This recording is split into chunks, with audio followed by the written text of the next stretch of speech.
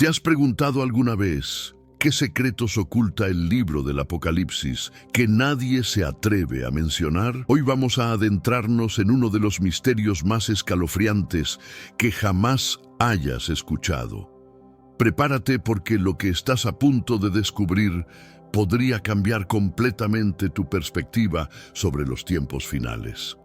Existe un relato bíblico tan perturbador que muchos prefieren ignorarlo por completo. Se trata de 4 entidades celestiales tan devastadoramente peligrosas que el mismísimo Creador decidió mantenerlas bajo llave.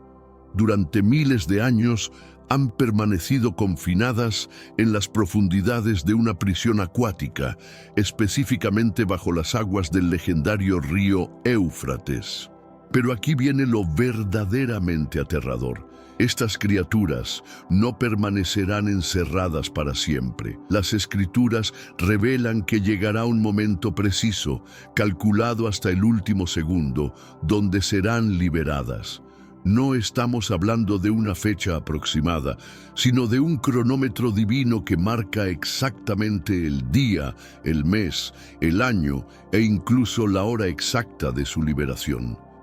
Y cuando ese momento llegue, las consecuencias serán catastróficas. La humanidad experimentará una devastación sin precedentes, donde una tercera parte de toda la población mundial enfrentará su destino final. Este no es material extraído de leyendas urbanas o textos ocultos, sino que se encuentra claramente documentado en el libro del Apocalipsis. Ahora te preguntarás, ¿quiénes son exactamente estas entidades? ¿Qué crimen cometieron para merecer semejante castigo? ¿Y qué eventos se desencadenarán cuando finalmente rompan sus cadenas? Aunque muchos hemos oído fragmentos sobre el Apocalipsis, prácticamente nadie discute la existencia de estos 4 prisioneros celestiales. Y si te revelara que el río que los mantiene cautivos está experimentando una sequía alarmante, y si las señales proféticas ya están manifestándose ante nuestros ojos, pero la humanidad se niega a reconocerlas. La narrativa de estos 4 guardianes aprisionados representa uno de los enigmas más siniestros contenidos en las Escrituras Sagradas. En este contenido vamos a desenmascarar cada detalle, comprender su verdadera identidad, descifrar las razones de su encarcelamiento y anticipar qué sucederá cuando estos seres sobrenaturales recuperen su libertad. Pero antes de continuar, reflexionemos juntos sobre algo inquietante. Si estos guardianes realmente yacen en el lecho del río, aguardando pacientemente el momento designado para emerger, ¿será posible que el cronómetro apocalíptico ya haya iniciado su cuenta regresiva? Estamos quizás más próximos a presenciar uno de los episodios más sombríos de toda la revelación profética de lo que nos atrevemos a imaginar. El río se desvanece gradualmente. ¿Las profecías van tomando forma? ¿Acaso nos encontramos en el umbral del Apocalipsis sin siquiera darnos cuenta? Eso es precisamente lo que exploraremos hoy, y mucho más. Frecuentemente leemos ciertos pasajes bíblicos sin comprender realmente la magnitud de su mensaje. Quiero que prestes especial atención a lo que se revela en el 9º capítulo del Apocalipsis, específicamente en los versículos 14 y 15.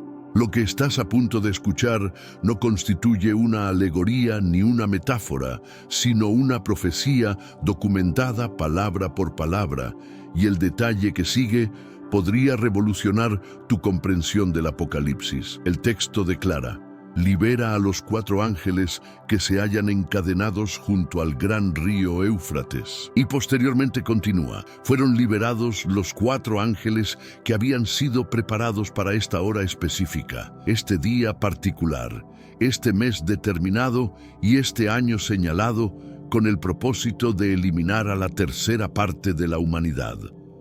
Pero antes, comparte este video con alguien a quien aprecias. Nuestra misión más grande en la tierra es difundir la palabra del Señor. ¿Sabías que muchas personas carecen de conocimientos por falta de contenido adecuado?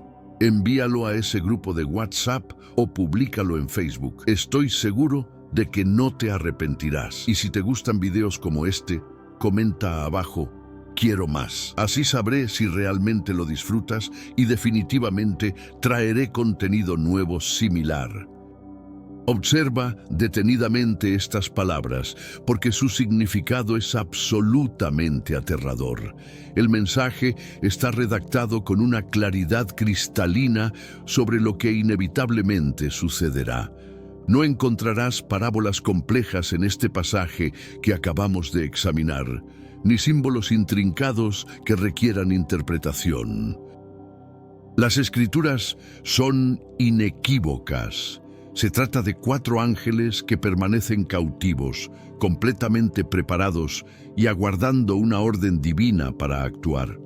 No deambulan libremente por el mundo como otras entidades espirituales, sino que se encuentran restringidos, confinados, como si su liberación requiriera una autorización celestial en el momento preciso. Y aquí descubrimos el detalle más escalofriante de todos. Solo pueden emerger cuando el mismo Creador emita la orden correspondiente, y cuando ese momento histórico llegue, no será para enseñar sabiduría ni para brindar protección, sino exclusivamente para sembrar destrucción a escala masiva. Esto nos lleva a una pregunta que prácticamente nadie se atreve a formular. ¿Por qué razón el Creador decidió encerrarlos inicialmente? En este mundo actual, vemos cada vez más personas yendo en contra de los principios tradicionales, y parece que lo inmoral está cada vez más presente. Es común sentirse desorientado y sin rumbo. Sin embargo, aún existe un camino para recuperar la verdadera esencia y restablecer los principios éticos en nuestra rutina diaria. Si te sientes perdido en medio de la confusión y deseas más claridad, tenemos algo especial para ti, un recurso creado especialmente para ayudarte a comprender el significado de estos desafíos actuales y enfrentarlos con sabiduría y valentía. Este es el verdadero valor de Caminos de la Revelación, descifrando la Biblia por completo, un camino hacia la claridad y la serenidad a través de sus enseñanzas. Lo mejor de todo es que está disponible ahora, en el primer comentario fijado. No pierdas esta oportunidad de transformar tu vida y descubrir el propósito genuino de estos desafíos. Ahora volvamos al tema principal del vídeo. ¿Qué transgresión cometieron tan terrible que mereciera permanecer encadenados durante milenios enteros? Cuando escuchamos la palabra ángel, inmediatamente visualizamos seres luminosos, mensajeros celestiales que portan paz y protección. Sin embargo, no todos corresponden a esta descripción. Recordemos que Lucifer también fue originalmente un ángel de luz resplandeciente, hasta que decidió rebelarse contra la autoridad divina. Su caída no le despojó de sus capacidades sobrenaturales, simplemente se transformó en un ángel caído, lo cual significa que el término ángel no siempre implica algo benévolo. Existen ángeles de luz radiante y ángeles de destrucción implacable, razón por la cual muchos lectores del Apocalipsis evitan este texto o lo interpretan como puramente simbólico, creyendo que nada de esto se materializará jamás. Pero, ¿será realmente simbolismo? ¿Y si no lo es? ¿Y si estos ángeles son precisamente los ángeles caídos de la época de Noé? Aquellas entidades no eran símbolos abstractos, sino seres tangibles y reales. Las Escrituras nunca afirman que todos los ángeles son idénticos, sino que habla de ángeles que sirven fielmente y de ángeles que se rebelaron violentamente.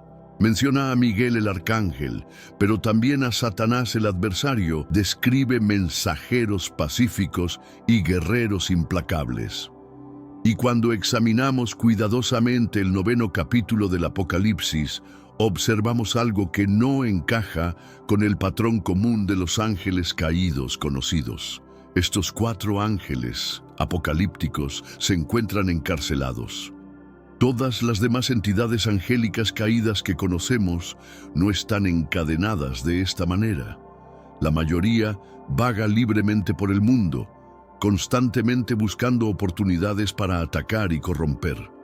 Un ejemplo perfecto fue cuando un espíritu maligno tembló de terror ante la presencia de Jesús en Capernaum. Entonces, reconoció inmediatamente quién era Cristo y comprendía que el juicio final se aproximaba inexorablemente. Y esto nos confronta con una revelación verdaderamente perturbadora. Estos 4 seres cruzaron una línea que ni siquiera los otros ángeles rebeldes se atrevieron a traspasar. ¿Qué transgresión cometieron exactamente? La respuesta se encuentra oculta en los días de Noé, cuando la rebelión angélica alcanzó extremos inimaginables. Lo que estoy a punto de revelarte podría cambiar radicalmente la forma en que interpretas las escrituras sagradas. La Biblia demuestra que existen seres espirituales que llegaron tan lejos en su rebelión, que fueron arrojados a cadenas eternas, esperando el día del juicio final. En los días de Noé, 200 ángeles establecieron un pacto siniestro en las alturas del monte Hermón. Tomaron mujeres humanas como compañeras, engendraron a los temidos gigantes Nefilim y corrompieron la tierra de manera irreversible. Como consecuencia, el Creador los arrojó a abismos de tinieblas absolutas donde aguardan el juicio definitivo. La pregunta crucial es, ¿será posible que los 4 del Éufrates desciendan de esa misma rebelión primordial? Pero antes de responder esta interrogante, necesitamos examinar cuidadosamente el lugar donde se encuentran cautivos, el río Éufrates. Ese río nunca ha sido simplemente un curso de agua ordinario. Desde los tiempos del Edén hasta las profecías apocalípticas, siempre ha marcado fronteras significativas, conflictos bélicos y el surgimiento y caída de reinos poderosos. Las Escrituras son absolutamente claras. Serán liberados en el día exacto, el mes preciso, el año señalado y hasta en la hora específica. Esto no constituye una casualidad, sino un cronómetro celestial perfectamente calibrado. Y cuando llegue a 0, una tercera parte de la humanidad encontrará su destino. Pero ¿para qué propósito exacto serán liberados? En esta sección, el texto es inequívoco: para eliminar a la tercera parte de los seres humanos. 1/3 de la humanidad bajo el comando de 4 ángeles que han esperado milenios por este momento específico. Puedes intentar imaginarlo: 4 seres espirituales con una misión de destrucción de escala global, prisioneros, silenciosos, únicamente esperando. Y lo único que los contiene es el factor tiempo, porque ya está decretado divino, no existe posibilidad de retroceso, no hay arrepentimiento que pueda detenerlos. Las Escrituras no revelan los nombres específicos de estos 4 seres, pero sí nos proporcionan pistas valiosas. Y cuando seguimos meticulosamente esas pistas, comenzamos a descubrir conexiones que muy pocos logran percibir. Pero no es únicamente Juan en el Apocalipsis quien hace referencia a esto. Otros textos bíblicos e incluso el libro de Enoc, rechazado por la mayoría de denominaciones, revelan indicios que encajan perfectamente como piezas de un rompecabezas. Lo que voy a leerte ahora no es fácil de aceptar para muchos. En 2 de Pedro 2:4 está claramente escrito: el Creador no perdonó a los ángeles que transgredieron, sino que los precipitó al abismo y los entregó a prisiones de oscuridad, reservados para el juicio. En Judas 1:6 encontramos algo aún más directo y específico: y a los ángeles que no mantuvieron su posición de autoridad, sino que abandonaron su propia morada celestial, los ha mantenido bajo oscuridad en prisiones eternas para el juicio del gran día. Estos 2 versículos describen claramente una prisión espiritual, donde ángeles caídos que transgredieron demasiado severamente en sus acciones permanecen cautivos. Y ahora observa Apocalipsis 9, 4 ángeles encarcelados, esperando el día del juicio. La similitud es imposible de ignorar o de considerar coincidencial. Y aquí entramos en un libro que también se conecta directamente con estos dos versículos reveladores. Textos antiguos, como el libro de Enoc, respetado en la tradición judía ancestral, pero rechazado en el canon bíblico oficial, describen detalladamente a esos ángeles rebeldes de los días de Noé. Corrompieron sistemáticamente a la humanidad, enseñaron artes mágicas prohibidas, estrategias de guerra devastadoras y perversiones inimaginables. Por estas transgresiones fueron encadenados en abismos profundísimos, donde esperan el juicio final. Y cuando conectamos meticulosamente estas pistas, percibimos que todo apunta hacia los mismos ángeles caídos. Y aquí surge un detalle que muy pocos logran percibir. En Apocalipsis 12, Lucifer arrastró consigo exactamente a un tercio de los ángeles celestiales. Y ahora, Apocalipsis 9 anuncia que un tercio de la humanidad será eliminada. El mismo número, el mismo patrón matemático exacto. Esto definitivamente no puede ser una mera coincidencia. Es como si el final estuviera siendo escrito por la misma mano que inició la rebelión original en las esferas celestiales. Las Escrituras no confirman esto explícitamente con todas las palabras, pero la conexión es demasiado poderosa y evidente para ser ignorada. Las similitudes en las imágenes proféticas, los textos correlacionados y los destinos paralelos son verdaderamente aterradoras. ¿Y si te revelara que esta profecía ya ha comenzado a cumplirse de manera tangible? El río Éufrates se está secando sistemáticamente ante nuestros propios ojos. Las imágenes satelitales lo demuestran año tras año de manera irrefutable. Está desapareciendo gradualmente. ¿Simple coincidencia climática? ¿O el anuncio inequívoco de que la cuenta regresiva ya ha comenzado oficialmente? Varios capítulos más adelante, específicamente en el capítulo 16, el sexto ángel derrama su copa de ira y el Éufrates se seca completamente, abriendo camino para los misteriosos reyes del Oriente. Inmediatamente después, espíritus inmundos emergen para congregar a los ejércitos mundiales para la confrontación final, el Armagedón. Y si esta sequía progresiva del río Éufrates está abriendo caminos simultáneamente tanto para la guerra final como para la liberación de los 4 seres espirituales aprisionados, las consecuencias serían absolutamente catastróficas e irreversibles. Y todo se está alineando perfectamente para que esto ocurra según el plan profético.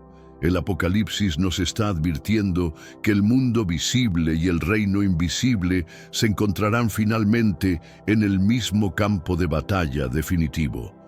Algo monumentalmente significativo se acerca y no tardará mucho en manifestarse, si es que no ha comenzado ya a desarrollarse. ¿Será posible que la liberación de estos ángeles forme parte integral de esos eventos? ¿Será que Apocalipsis 9 se conecta directamente con Apocalipsis 16? Las guerras actuales, las crisis económicas, los desastres naturales que presenciamos hoy son solamente coincidencias políticas y climáticas, o ya constituyen señales espirituales inequívocas de que la cuenta regresiva ha comenzado oficialmente. ¿Qué opinas tú? ¿Esos 4 ángeles realmente están encadenados esperando pacientemente la hora de actuar? ¿O todo no es más que simbolismo profético? Comparte tu perspectiva aquí en los comentarios. Tu visión podría abrir los ojos de muchas personas. Tal vez ya experimentes esa inquietud inexplicable, como si algo invisible ya se estuviera moviendo silenciosamente a nuestro alrededor. Pero, ¿y si esos ángeles no fueran los únicos seres aprisionados? Porque esta historia no termina aquí, sino que apenas estamos comenzando a descubrir la verdad. Mientras investigaba más profundamente este misterio, descubrí algo que me dejó completamente sin palabras. Los 4 ángeles del Éufrates podrían ser solo la punta del iceberg en una conspiración espiritual mucho más vasta y compleja de lo que jamás imaginamos. ¿Sabías que existen referencias a otros grupos de ángeles caídos, encadenados en diferentes ubicaciones alrededor del mundo? Los textos antiguos mencionan prisiones espirituales en los abismos oceánicos, en las profundidades de la tierra, e incluso en dimensiones que nuestra mente no puede comprender completamente. El libro de Enoc, aunque controvertido, describe con detalles escalofriantes cómo estos seres fueron distribuidos estratégicamente en diferentes prisiones según la gravedad de sus crímenes. Los del Éufrates representarían el nivel más alto de peligrosidad, reservados para el acto final del drama cósmico, pero aquí viene algo aún más perturbador. ¿Y si te dijera que estos 4 ángeles no actúan solos, sino que comandarán ejércitos enteros de demonios que han estado esperando milenios para ser liberados? El texto apocalíptico sugiere que cuando sean soltados, traerán consigo huestes innumerables. Imagina por un momento la organización militar perfecta que han tenido miles de años para planificar. Cada estrategia de destrucción calculada meticulosamente, cada movimiento coordinado para maximizar el caos y la devastación mundial. No estamos hablando de un ataque improvisado, sino de una campaña militar espiritual perfectamente orquestada. Los nombres de estos 4 comandantes angélicos han sido objeto de especulación durante siglos. Algunos eruditos bíblicos sugieren que podrían ser Azazel, Semiaza, Cocabiel y Baraquiel, los líderes principales de la rebelión primordial mencionada en textos apócrifos. Cada uno de estos nombres lleva consigo una especialidad particular de destrucción. Azazel, conocido como el maestro de las armas de guerra; Semiasa, el corruptor de la humanidad; Cocabiel, el manipulador de los astros; y Baraquiel, el sembrador de discordia entre las naciones. Si estas identificaciones son correctas, entonces cada ángel traería consigo no solo poder destructivo, sino conocimientos prohibidos que la humanidad no está preparada para enfrentar. Tecnologías bélicas sobrenaturales, manipulación genética, control climático y psicológico masivo. ¿Te has preguntado por qué específicamente el río Éufrates fue elegido como su prisión? Este no es un detalle casual. El Éufrates ha sido testigo de los momentos más cruciales de la historia humana, desde el jardín del Edén hasta las grandes civilizaciones mesopotámicas. Es como si el Creador hubiera elegido estratégicamente el corazón histórico de la humanidad para mantener cautivos a sus enemigos más peligrosos, una constante advertencia silenciosa de lo que podría suceder si la humanidad se aleja demasiado del camino divino. Pero existe otro elemento que pocos consideran. ¿Qué está sucediendo exactamente bajo las aguas del Éufrates mientras permanecen encadenados?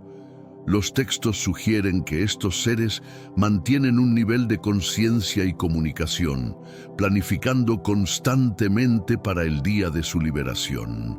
Algunos testimonios modernos de personas que viven cerca del río reportan sueños extraños, visiones perturbadoras y una sensación inexplicable de opresión espiritual. ¿Coincidencia? ¿O será que la influencia de estos seres trasciende su prisión física? La sequía actual del Éufrates no es solo un fenómeno climático. Según los datos científicos, el río ha perdido más del 60% de su volumen en las últimas 2 décadas. Las imágenes satelitales muestran cómo el lecho del río emerge gradualmente, revelando ruinas antiguas que habían permanecido ocultas. ¿Y si estas ruinas no son simples restos arqueológicos, sino marcadores específicos, señales que indican la proximidad del momento señalado? Algunos arqueólogos han reportado descubrimientos inexplicables. estructuras que parecen diseñadas más para contener algo que para albergar algo. La conexión entre la sequía y las profecías se vuelve aún más evidente cuando consideramos que el cambio climático extremo es mencionado repetidamente en el Apocalipsis como una de las señales del fin. Estamos viendo el cumplimiento simultáneo de múltiples profecías, pero aquí viene el detalle que me mantuvo despierto durante noches enteras. ¿Y si la liberación de estos 4 ángeles no es el evento final, sino el catalizador que desencadena una serie de liberaciones en cadena? ¿Y si existen otros grupos de entidades aprisionadas esperando esta señal específica? Los textos apocalípticos mencionan el abismo, el pozo sin fondo, donde se encuentra encerrado un ejército de langostas demoníacas. ¿Será que la liberación de los 4 ángeles del Éufrates abre automáticamente otras prisiones espirituales alrededor del mundo? Imagina el escenario. Mientras 1/3 de la humanidad enfrenta la destrucción directa causada por estos 4 comandantes, el resto del mundo debe lidiar simultáneamente con la liberación de otros seres sobrenaturales que han estado cautivos durante milenios. Esto explicaría por qué el período de tribulación descrito en el Apocalipsis es tan intenso y caótico. No se trata de un solo evento destructivo, sino de múltiples liberaciones coordinadas que sumergen al mundo en un caos sobrenatural sin precedentes. Los científicos modernos que estudian fenómenos paranormales han comenzado a documentar un aumento inexplicable en la actividad supernatural a nivel global. Avistamientos inexplicables, fenómenos atmosféricos anómalos y perturbaciones electromagnéticas que no pueden ser explicadas por la ciencia convencional. ¿Será que estamos presenciando las primeras manifestaciones de estos seres tratando de comunicarse o influir desde sus prisiones? ¿O acaso algunas de las prisiones menos seguras ya han comenzado a debilitarse, permitiendo que su influencia se filtre gradualmente al mundo físico? La tecnología moderna nos ha permitido monitorear el planeta de maneras que las generaciones anteriores nunca pudieron imaginar. Y paradójicamente, mientras más avanzamos tecnológicamente, más evidencia encontramos de fenómenos que desafían nuestra comprensión científica.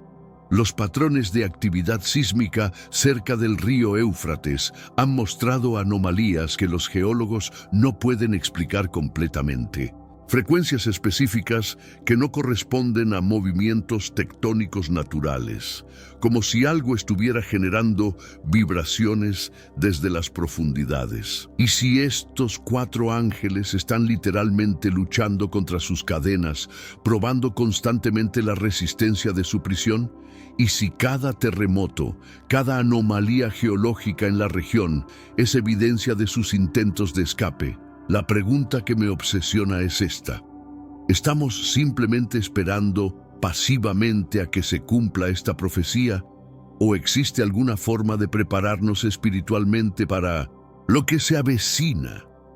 Las Escrituras sugieren que aunque el evento es inevitable, la humanidad no está completamente indefensa. Los mismos textos que advierten sobre la liberación de estos seres también hablan de protección divina para aquellos que permanezcan fieles, como si existiera un plan de contingencia celestial para preservar un remanente de la humanidad durante este período de caos sobrenatural. Pero la preparación no es solo espiritual. ¿Deberíamos estar prestando más atención a las señales físicas, monitoreando más de cerca los cambios en el río Éufrates, documentando las anomalías que están ocurriendo en la región? Algunos grupos de investigadores han comenzado a hacer exactamente eso, utilizando tecnología de punta para monitorear cambios sutiles en los campos electromagnéticos, la actividad sísmica e incluso las frecuencias de audio que emanan de las profundidades del río. Sus hallazgos son inquietantes. Patrones repetitivos que sugieren algún tipo de comunicación o actividad organizada bajo el agua. Frecuencias que parecen estar sincronizadas con eventos astronómicos específicos, como si estuvieran esperando algún tipo de señal cósmica. Esto nos lleva a otra pregunta crucial. ¿Cuál será exactamente la señal que desencadene su liberación? ¿Será un evento astronómico como un eclipse o una alineación planetaria específica? ¿O será algo más relacionado con las acciones de la humanidad? Las profecías sugieren que el momento está predeterminado hasta la hora exacta. Pero, ¿y si nuestras acciones colectivas como especie están acelerando o modificando el cronograma? ¿Y si la degradación moral y espiritual de la humanidad está debilitando las barreras que mantienen a estos seres cautivos? Esta posibilidad es especialmente perturbadora porque implicaría que no somos simples espectadores de eventos proféticos, sino participantes activos en determinar cuándo y cómo se desarrollan. Nuestras decisiones, tanto individuales como colectivas, podrían estar influyendo directamente en el cronograma apocalíptico. Consideremos por un momento las señales que caracterizan nuestro tiempo. La corrupción generalizada en las instituciones, el abandono masivo de valores espirituales, la proliferación de la violencia y el odio, y la creciente indiferencia hacia el sufrimiento ajeno. Cada una de estas manifestaciones podría estar contribuyendo a erosionar las barreras espirituales que contienen a estas fuerzas destructivas. La interconexión de nuestro mundo moderno añade una dimensión completamente nueva a esta ecuación. Nunca antes en la historia humana nuestras acciones han tenido el potencial de impactar de manera tan inmediata y global. Una decisión tomada en una parte del mundo puede tener consecuencias catastróficas en cuestión de horas en el otro extremo del planeta, multiplicando exponencialmente el poder de nuestras elecciones colectivas. Pero quizás lo más inquietante es la posibilidad de que estemos siendo testigos de un proceso gradual y casi imperceptible. Los ángeles no serían liberados de una sola vez en un momento dramático, sino que su influencia podría estar filtrándose lentamente a través de las grietas que hemos creado en el tejido moral de la realidad. Cada acto de maldad, cada momento de desesperanza colectiva, cada abandono de la compasión podría estar ampliando estas fisuras. Esta perspectiva transformaría radicalmente nuestra comprensión de la responsabilidad humana en el destino del mundo. Ya no podríamos refugiarnos en la idea consoladora de que los eventos apocalípticos son completamente ajenos a nosotros, predeterminados por fuerzas divinas sobre las cuales no tenemos control. En cambio, tendríamos que enfrentar la posibilidad aterradora de que somos cómplices activos en la precipitación de nuestro propio juicio. El concepto de libre albedrío adquiere así una dimensión cósmica. Cada elección moral que hacemos, cada momento en que elegimos el amor sobre el odio, la verdad sobre la mentira, la esperanza sobre la desesperación, podría estar contribuyendo a fortalecer o debilitar las barreras que nos protegen. La responsabilidad individual se amplifica hasta convertirse en responsabilidad universal. Esta realización debería llevarnos a reconsiderar profundamente el significado de nuestras acciones cotidianas. El simple acto de mostrar bondad a un extraño, de resistir la tentación de la corrupción, de mantener la fe en medio de la adversidad, podría tener ramificaciones que se extienden mucho más allá de lo que podemos imaginar. Cada momento de nuestra existencia se convierte en una elección entre acelerar o retrasar el momento del juicio final. Sin embargo, esta perspectiva también ofrece una esperanza extraordinaria. Si nuestras acciones negativas pueden acelerar el cronograma apocalíptico, entonces nuestras acciones positivas podrían tener el poder de retardarlo, de darnos más tiempo para la redención colectiva, para el despertar espiritual de la humanidad. La oración, la meditación, los actos de amor desinteresado, la búsqueda sincera de la verdad y la justicia, todos estos podrían funcionar como fuerzas que contrarrestan la degradación moral. Esta dualidad nos coloca en una posición de tremenda responsabilidad y al mismo tiempo de tremendo poder. Somos tanto los posibles arquitectos de nuestra destrucción como los posibles artífices de nuestra salvación. El destino de la humanidad no estaría únicamente en manos de fuerzas sobrenaturales, sino también en nuestras propias manos, en nuestras decisiones diarias, en nuestra capacidad colectiva para elegir la luz sobre las tinieblas.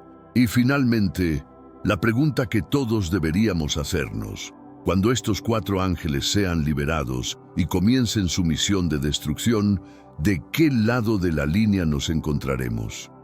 ¿Estaremos preparados espiritualmente para lo que se avecina? ¿O seremos parte de ese tercio de la humanidad que enfrentará las consecuencias? La respuesta a esta pregunta podría determinar no solo nuestro destino individual, sino el destino de las generaciones futuras que dependen de las decisiones que tomemos hoy. ¿Qué pensarías si te dijera que incluso aquel que fue conocido como el portador de la luz, la criatura más esplendorosa del firmamento antes de su caída, el estratega de las rebeliones, el arquitecto de la oscuridad espiritual, tuvo que rendirse en silencio frente a autoridades superiores? Sí, incluso esa entidad que desafió el orden eterno y se convirtió en símbolo de oposición y caos, en algún momento se vio obligado a inclinarse ante seres cuya esencia desbordaba la comprensión angelical. Pero no hablamos de figuras comunes del plano celeste. No nos referimos a guardianes alados con túnicas de fuego, ni a heraldos que anuncian glorias con trompetas doradas. Nos referimos a potencias sagradas que existen más allá de las categorías conocidas, entidades tan entrelazadas con la voluntad del Altísimo que ni siquiera el adversario supremo osaba levantar su voz en su contra. Estas criaturas no solo eran poderosas, eran expresión viviente de la autoridad incorruptible. Su sola presencia era como un eco directo del trono eterno, y su jurisdicción atravesaba las fronteras del bien y del mal, del cielo y del abismo. Eran tan reverenciadas en los dominios celestiales como temidas en las profundidades espirituales más recónditas. Cada uno de sus movimientos marcaba decisiones que alteraban el equilibrio cósmico, y su lealtad no respondía a rangos, sino a la esencia misma del Creador, manifestada en cada partícula de su existencia gloriosa. En un tiempo que escapa a la lógica humana, antes de la primera palabra, antes del primer aliento, se gestó un enfrentamiento fuera del alcance del tiempo y del espacio, un conflicto preexistente a los siglos, a los planetas, incluso a la noción de historia. En ese escenario eterno se levantaron 3 emisarios supremos, no como mensajeros comunes, sino como columnas indestructibles del reino celestial. Su sola declaración fue suficiente para silenciar al que se creía invencible. Lucifer, el orgulloso, quedó paralizado y su verbo, capaz de engañar mundos, fue anulado por completo. Esta no es una fábula ni un mito simbólico. Es el relato fidedigno de una guerra invisible. Mucho antes de que nuestros ojos vieran amaneceres, antes de que los océanos lamieran las costas del Edén, o que las estrellas danzaran sobre un planeta aún sin nombre, ya existía una soberanía inmensurable, no fundada con piedra ni fuego, sino con materia espiritual imposible de corromper. Esa monarquía eterna no tenía pilares físicos, pero su estructura era más firme que cualquier montaña. Desde su trono emanaba una luz que ningún sol puede igualar, y a su alrededor se congregaban legiones innumerables de seres puros, cada uno diseñado con un propósito eterno. No eran meros sirvientes, eran portadores de secretos divinos, ejecutores de designios que ni los siglos pueden alterar. Y entre esos millones Existía un orden perfecto, una cadena de mando sagrada que no permitía confusión ni desobediencia. Cada entidad tenía un nombre sellado en la eternidad, una misión indeleble escrita con la tinta de la voluntad divina, y una función que conectaba el trono eterno con el destino de los mundos. En ese concierto celestial no había espacio para el azar. Todo latía al compás de una armonía originada en lo eterno, y es dentro de ese orden sagrado que los tres grandes mensajeros surgieron para marcar el inicio de algo que cambiaría todo. Dentro de este séquito se hallaba Lucifer, efectivamente, el mismo que actualmente identificas como el demonio supremo. Sin embargo, en aquella época primordial era completamente distinto. Se le denominaba Hel Ben Shakar, el astro matinal. Lucifer irradiaba como una creación magistral de hermosura y entendimiento, un arcángel al cual se habían confiado las armonías celestiales, la luminosidad divina y la veneración sagrada. Transitaba entre gemas ígneas y se sumergía en la benevolencia celestial. Otros mensajeros lo contemplaban con admiración. Varios incluso lo acompañaban, no por intimidación, sino por fascinación genuina. No obstante, había tres mensajeros celestiales a quienes ni siquiera Lucifer se atrevía a confrontar. Tres que permanecían en proximidad superior al trono de lo que él jamás logró. Tres que transportaban directrices inmediatamente desde los labios del Altísimo. Tres cuya manifestación perturbaba la soberbia y pulverizaba la insurrección antes de que pudiera germinar. Estos constituían los arcángeles que no solamente prestaban servicio en las alturas celestiales, sino que regían en la estructura del firmamento. Reconocidos nominalmente por los visionarios ancestrales, temidos por las entidades caídas y permaneciendo operativos en las esferas invisibles contemporáneas. Pero previo a conocerlos, debemos comprender algo esencial. El paraíso no siempre estuvo fracturado. Lucifer no siempre fue insurgente. Existió una época cuando la concordia prevalecía y estos tres arcángeles, junto con Lucifer, funcionaban como generales en las fuerzas celestiales del Todopoderoso. Sin embargo, algo comenzó a transformarse. Lucifer, en su esplendor, empezó a considerar que la gloria le correspondía por derecho natural. Contempló el solio no con veneración, sino con aspiración desmedida. Y cuando murmuró falsedades en los oídos de ángeles más vulnerables, plantando gérmenes de incredulidad, en este mundo actual vemos cada vez más personas yendo en contra de los principios tradicionales y parece que lo inmoral está cada vez más presente. Es común sentirse desorientado y sin rumbo. Sin embargo, aún existe un camino para recuperar la verdadera esencia y restablecer los principios éticos en nuestra rutina diaria. Si te sientes perdido en medio de la confusión y deseas más claridad, tenemos algo especial para ti, un recurso creado especialmente para ayudarte a comprender el significado de estos desafíos actuales y enfrentarlos con sabiduría y valentía. Este es el verdadero valor de Caminos de la Revelación, descifrando la Biblia por completo, un camino hacia la claridad y la serenidad a través de sus enseñanzas. Lo mejor de todo es que está disponible ahora, en el primer comentario fijado. No pierdas esta oportunidad de transformar tu vida y descubrir el propósito genuino de estos desafíos. Ahora volvamos al tema principal del vídeo. Estos tres fueron los primeros en alzarse contra tal comportamiento. No lo halagaron, no le manifestaron temor, le recordaron a quién servían y establecieron claramente que su autoridad era otorgada, no conquistada. En ese instante se estableció una demarcación, una advertencia silente que resonó por todo el firmamento. Podrás resplandecer como el lucero, pero jamás eclipsarás a quien forjó el amanecer. Estos tres arcángeles se transformarían en aguijones eternos en el flanco de Lucifer. Él escaparía de sus pronunciamientos, acataría su presencia, no porque los venerara, sino porque temía lo que respaldaba su jurisdicción, y ahora te los presentamos individualmente. Él constituye el nombre inicial susurrado en cada relato de combate espiritual. No es simplemente un mensajero, sino un estratega militar, el combatiente celestial cuya mera manifestación anuncia confrontación. Su denominación significa «quien se asemeja a Dios». No representa una interrogación, sino una provocación, una mofa divina dirigida hacia cualquier entidad que ose equipararse con el Omnipotente. Miguel, el arcángel que se posiciona en el epicentro de toda disputa celestial. No es un heraldo, no transporta visiones a profetas dormitantes, ni susurra consolación en los oídos de monarcas. Miguel constituye el filo de la espada celestial, aquel que surge cuando las amonestaciones han concluido y la guerra ha iniciado.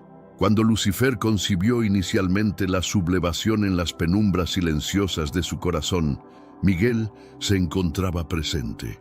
Lo observó, percibió la arrogancia disimulada en expresiones dulcificadas. Y cuando se desencadenó el primer acto de insubordinación, cuando Lucifer arrastró consigo a una tercera parte de los ángeles, fue Miguel quien se irguió, no solamente con armamento en mano, sino con autoridad incuestionable, y se desató guerra en el cielo.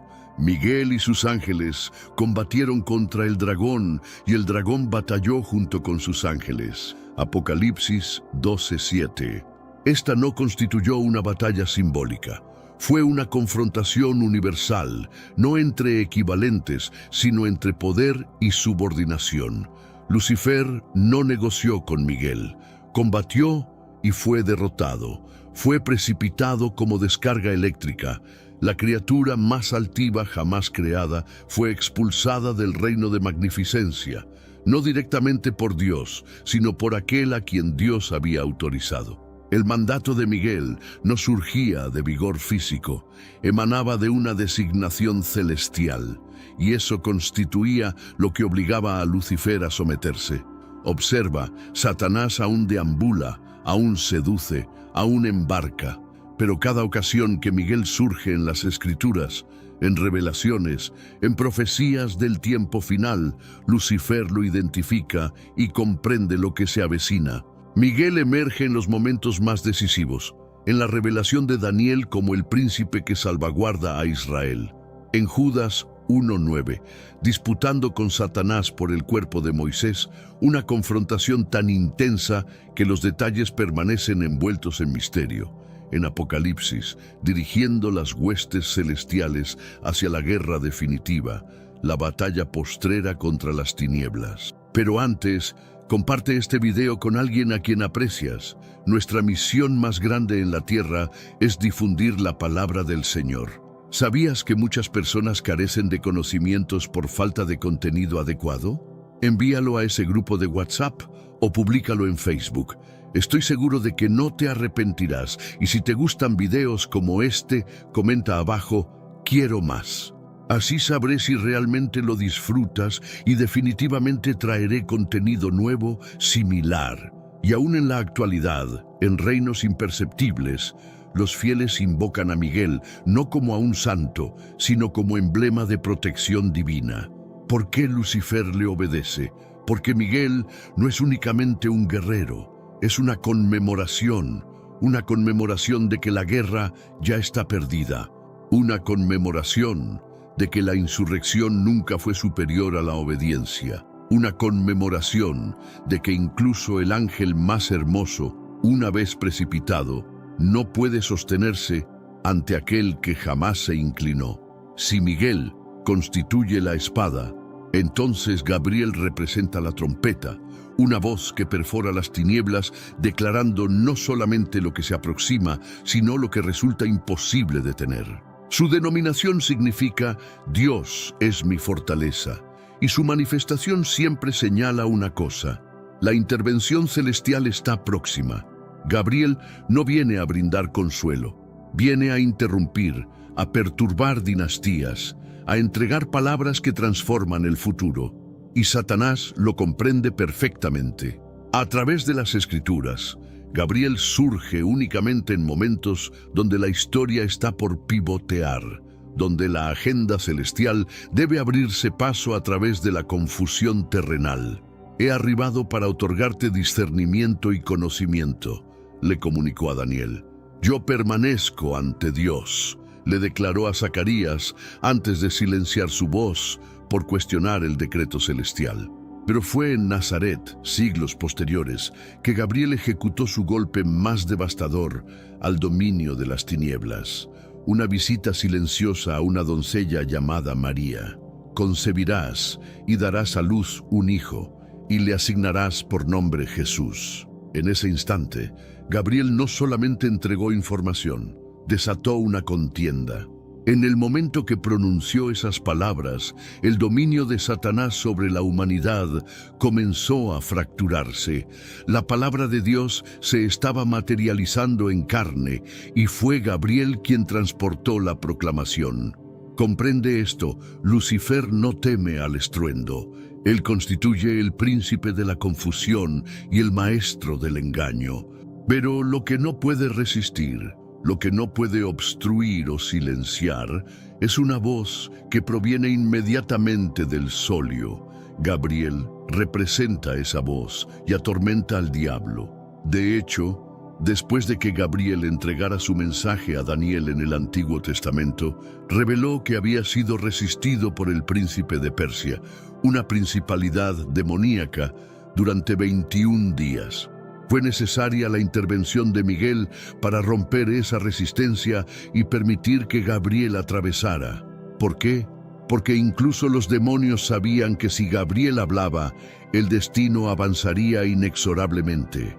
Lucifer no puede detener la profecía, no puede desescribir lo que el cielo declara, pero puede intentar retrasarlo, ahogarlo en ruido y terror. Mas cuando Gabriel llega, no existe negociación. Su manifestación significa que Dios ha hablado, y hasta el diablo debe retroceder.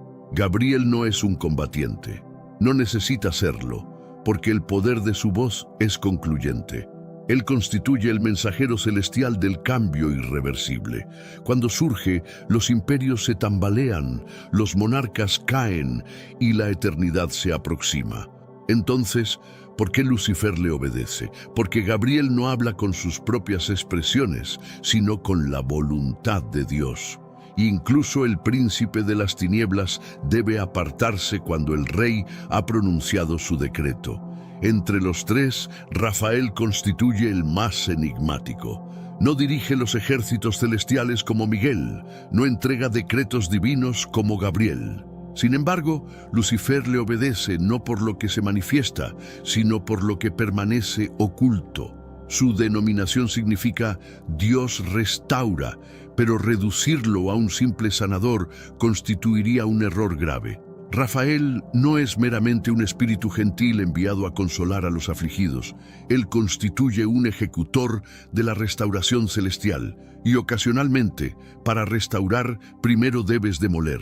Conocemos inicialmente a Rafael en el libro de Tobit, un texto apócrifo venerado por generaciones y aún respetado en numerosas tradiciones. Disfrazado como viajero, Rafael escolta a un joven a través del peligro, expulsa un demonio que atormentaba la existencia de una mujer y restaura la ceguera de Tobit. Pero conforme la narrativa se desarrolla, queda evidente que este ángel había sido enviado directamente por Dios, no solamente para sanar, sino para deshacer el daño de la opresión demoníaca.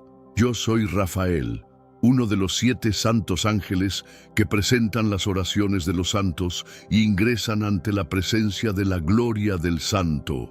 Tobit 12:15. 7 santos ángeles. 7 agentes celestiales que moran más próximos al solio de lo que cualquier espíritu rebelde puede siquiera aproximarse. Rafael no constituye un mensajero, es un ejecutor de la respuesta celestial.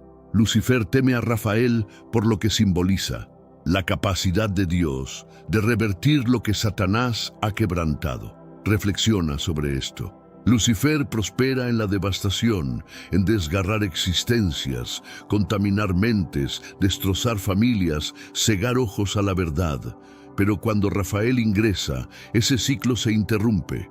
no lucha contra Satanás con armamento, lo combate con restauración, expone la oscuridad encubierta, ata al torturador, trae claridad celestial a lugares que el enemigo ha intentado mantener ciegos. En el libro de Enoc, uno de los textos más prohibidos y controversiales jamás desenterrados, Rafael desempeña un papel aterrador en la guerra contra los vigilantes, los ángeles caídos que corrompieron a la humanidad.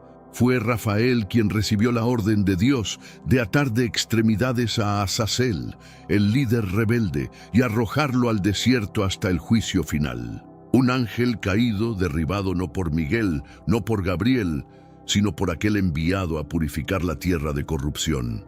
Lucifer lo sabe, lo recuerda, porque Rafael no solamente restaura humanos, restaura el orden celestial. Y cuando es enviado, la misión es clara: silenciar voces demoníacas, exponer agendas encubiertas, restaurar lo que el enemigo distorsionó y no dejar espacio para que la oscuridad se oculte.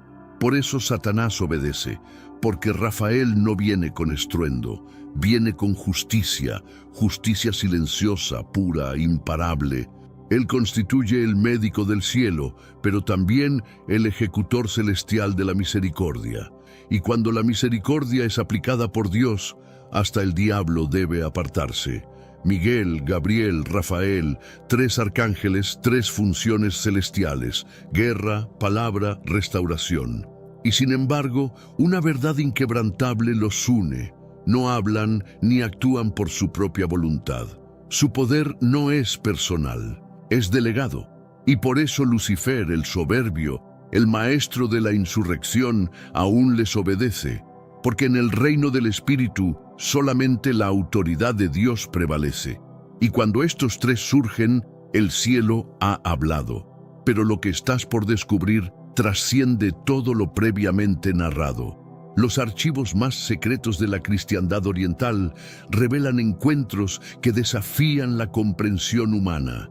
Confrontaciones que ocurrieron en dimensiones donde la realidad se moldea según la voluntad espiritual pura. Porque estos 3 arcángeles no simplemente enfrentaron a Lucifer en una ocasión. Su supremacía sobre él se manifiesta perpetuamente, en batallas que se libran mientras la humanidad duerme, en intervenciones que suceden mientras caminas por las calles, en triunfos silenciosos que moldean el destino de civilizaciones completas. Los pergaminos perdidos de los esenios revelan algo extraordinario. Existe un concilio celestial, una asamblea divina donde estos 3 arcángeles se congregan con otras entidades luminosas para dictar el curso de la historia humana. Lucifer, en su desesperación, ha intentado infiltrarse en estas reuniones sagradas, ha procurado interrumpir sus decretos, pero cada tentativa es rechazada. No mediante fuerza bruta, sino por algo infinitamente más poderoso: la autoridad absoluta que emana del trono eterno. Miguel no constituye únicamente un combatiente, representa el general supremo de una guerra multidimensional. Cada ocasión que un creyente ora solicitando protección, Miguel recibe la directriz. Cada momento que un inocente está en peligro, él moviliza legiones completas. Lucifer ha aprendido a reconocer las señales. Cuando la atmósfera se densifica, cuando la oscuridad retrocede sin motivo aparente, cuando sus planes más elaborados se desmoronan misteriosamente, comprende que Miguel está próximo. En los rollos apócrifos se narra un encuentro particular. Lucifer, disfrazado como ángel de luz, intentó una vez más aproximarse al solio celestial.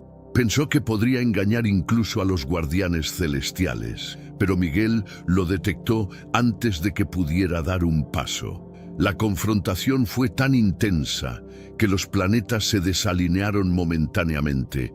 Las estrellas parpadearon y en la Tierra, sin que nadie lo percibiera, todas las brújulas del mundo apuntaron brevemente hacia el firmamento. Gabriel, por su parte, mantiene una vigilancia constante sobre las palabras proféticas.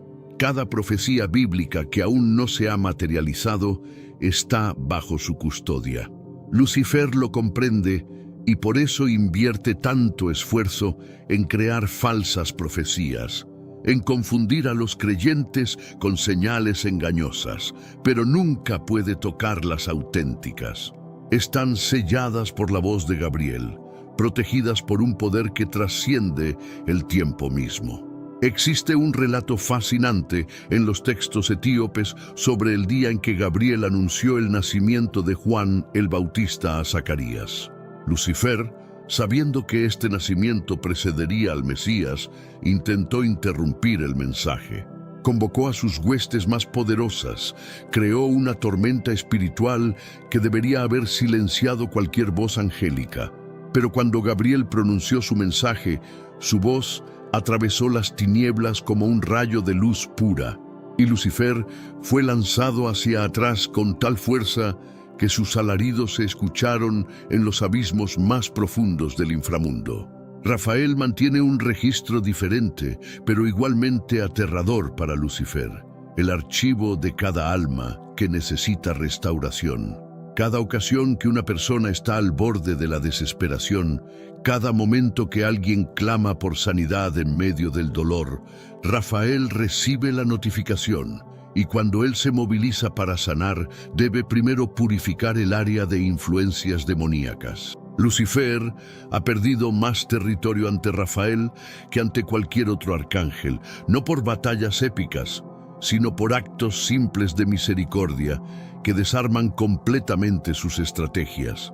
Los textos coptos relatan una visión donde un místico fue testigo de una reunión entre estos tres arcángeles. No comunicaban con palabras, sino con luminosidad pura. Sus intercambios eran decretos que instantáneamente se convertían en realidad. Miguel decretó protección sobre una ciudad asediada por fuerzas espirituales oscuras. Gabriel decretó que cierta profecía se materializaría en el tiempo exacto predeterminado. Rafael decretó sanidad sobre una plaga que Lucifer había desatado en secreto. Y mientras ellos hablaban, Lucifer observaba desde las penumbras, impotente, sabiendo que no podía interferir. Pero existe algo más que hace únicos a estos tres arcángeles. Están conectados entre sí de una manera que Lucifer jamás podrá comprender. Cuando uno actúa, los otros lo saben instantáneamente. Cuando Miguel va a la guerra, Gabriel proclama la victoria antes de que la batalla termine, y Rafael ya está preparado para sanar a los heridos.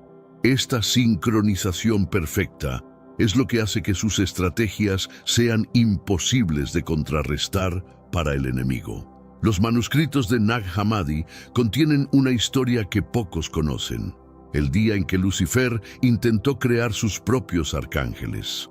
Corrompió a tres de los ángeles más poderosos que lo seguían, intentando otorgarles autoridad similar a la de Miguel, Gabriel y Rafael. Pero cuando estos ángeles caídos trataron de ejercer esa autoridad falsa, fueron inmediatamente confrontados por los verdaderos arcángeles. La diferencia era evidente: la autoridad genuina proviene de Dios, la autoridad falsa surge del orgullo. Y el orgullo siempre se desmorona ante la humildad verdadera. En las visiones de Ezequiel encontramos indicios sobre algo denominado el protocolo celestial. Constituye un conjunto de leyes espirituales que gobiernan la operación del universo invisible.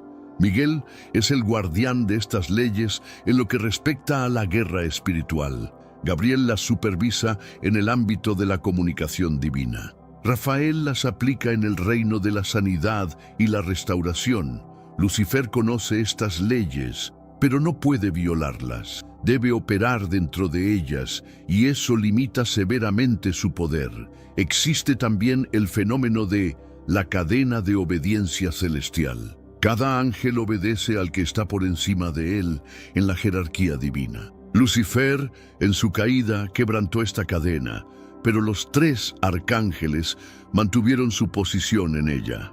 Por eso, cuando ellos dan una orden respaldada por la autoridad divina, incluso Lucifer debe cumplirla. No constituye una cuestión de elección. Es una ley cósmica que ni siquiera la rebelión puede quebrantar. Los rollos del Mar Muerto revelan que estos tres arcángeles no solamente protegen a la humanidad, también salvaguardan la integridad de la creación misma. Cada ocasión que Lucifer intenta alterar las leyes de la física, contaminar el medio ambiente de maneras que acelerarían el caos o manipular eventos naturales para causar destrucción masiva, se encuentra con la resistencia de estos guardianes. Ellos mantienen el equilibrio que permite que la vida continúe mientras se desarrolla el plan divino. Tenemos un recurso espiritual para ti, Caminos de la Revelación, un libro para comprender las profecías y fortalecer tu fe. Lo encuentras en el primer comentario. Léelo, compártelo y prepárate espiritualmente para lo que está por venir. No esperes a que otro desastre te obligue a mirar hacia arriba. Hoy es el día aceptable. Hoy es el tiempo de actuar con fe. Fortalécete en la palabra, profundiza en la oración y rodea tu vida de personas que también estén buscando a Dios de todo corazón. Miguel posee una función especial como el que custodia los tiempos. Existe un cronograma celestial para cada evento profético, y Miguel se asegura de que se cumpla exactamente como fue establecido. Lucifer ha intentado acelerar ciertos eventos para crear caos prematuro o retrasarlos para evitar su cumplimiento, pero siempre se encuentra con la resistencia inmutable de Miguel. El tiempo de Dios es perfecto, y Miguel constituye su guardián. Gabriel, por su parte, mantiene lo que los textos denominan el archivo de las palabras eternas. Cada promesa que Dios ha formulado, cada profecía pronunciada, cada decreto divino está almacenado bajo su custodia. Cuando llega el momento de materializar alguna de estas palabras, Gabriel es quien la activa. Lucifer teme este archivo porque sabe que contiene su propia sentencia final y que cuando Gabriel abra ese decreto particular, su destino se sellará para siempre. Rafael supervisa lo que podríamos denominar la red de restauración cósmica. No solamente sana individuos, mantiene la capacidad del universo entero de renovarse y regenerarse. Cada primavera que florece después del invierno, cada herida que cicatriza, cada corazón quebrantado que vuelve a amar, lleva la firma de Rafael. Lucifer detesta esta función porque significa que ninguno de sus daños es permanente mientras el plan de Dios permanece activo. Los textos gnósticos hablan de un momento en que estos tres arcángeles recibieron una visión del futuro. Contemplaron el día final cuando Lucifer sería juzgado definitivamente. En esa visión, comprendieron que cada confrontación actual con él constituye en realidad una preparación para ese momento final. Por eso, su autoridad sobre él es tan absoluta. Ya conocen el resultado de la guerra y ese conocimiento se traduce en una confianza que Lucifer no puede quebrantar. Existe también el concepto de la Trinidad arcangélica en algunos textos místicos. Aunque no constituye doctrina oficial, algunos estudiosos sugieren que estos tres ángeles reflejan aspectos del carácter divino. Miguel refleja la justicia de Dios, Gabriel refleja su palabra y Rafael refleja su misericordia. Si esto es verídico, significaría que cuando Lucifer se enfrenta a ellos, se está enfrentando indirectamente con aspectos del mismo Dios, lo cual explicaría su total sumisión. Los pergaminos armenios contienen una profecía intrigante. Llegará un tiempo cuando estos tres arcángeles se manifestarán visiblemente en la tierra durante los últimos días. No como apariciones, sino como presencias tangibles que toda la humanidad podrá percibir. En ese momento, Lucifer no tendrá más opción que retirarse completamente de la superficie terrestre, refugiándose en los abismos hasta su juicio final. En las tradiciones coptas se habla de los días de silencio, periodos cuando estos tres arcángeles están tan concentrados en misiones específicas que toda actividad demoníaca disminuye dramáticamente en el mundo. Lucifer y sus huestes se esconden, sabiendo que cualquier movimiento en falso podría atraer la atención de los arcángeles y resultar en una derrota humillante. Los códices siríacos mencionan algo denominado el sello triple. Constituye una marca espiritual que estos tres arcángeles pueden colocar sobre individuos, lugares o situaciones que los protege completamente de cualquier interferencia demoníaca. Lucifer puede observarlo, pero no puede atravesarlo. Es como una barrera impenetrable que lo frustra hasta el punto de la desesperación. También existe el fenómeno de la resonancia angélica. Cuando estos tres arcángeles están trabajando en armonía en un área específica, crean una frecuencia espiritual que es literalmente dolorosa para Lucifer y sus demonios. Es por eso que ciertos lugares en la tierra parecen especialmente sagrados o protegidos. No es solo por su historia, sino porque estos arcángeles han establecido una presencia resonante allí. Los textos etíopes hablan de un principio denominado la escalada de autoridad. Cuando un creyente ora con fe genuina, primero responden los ángeles guardianes menores. Si la situación requiere más poder, intervienen arcángeles de rango medio, pero cuando se necesita la máxima autoridad celestial, estos tres entran en acción. Lucifer ha aprendido a reconocer esta escalada y a menudo se retira antes de que lleguen los tres, sabiendo que su presencia significa una derrota segura. Existe también la doctrina de la intervención preventiva. Estos arcángeles no solamente responden a crisis, también previenen catástrofes que Lucifer planea en secreto. Tienen acceso a los planes enemigos antes de que se ejecuten y pueden neutralizarlos antes de que causen daño. Esto explica por qué muchas de las estrategias más elaboradas de Lucifer simplemente se desmoronan sin razón aparente. Los manuscritos de Qumran revelan que estos tres arcángeles también tienen la responsabilidad de entrenar a otros ángeles en la guerra espiritual.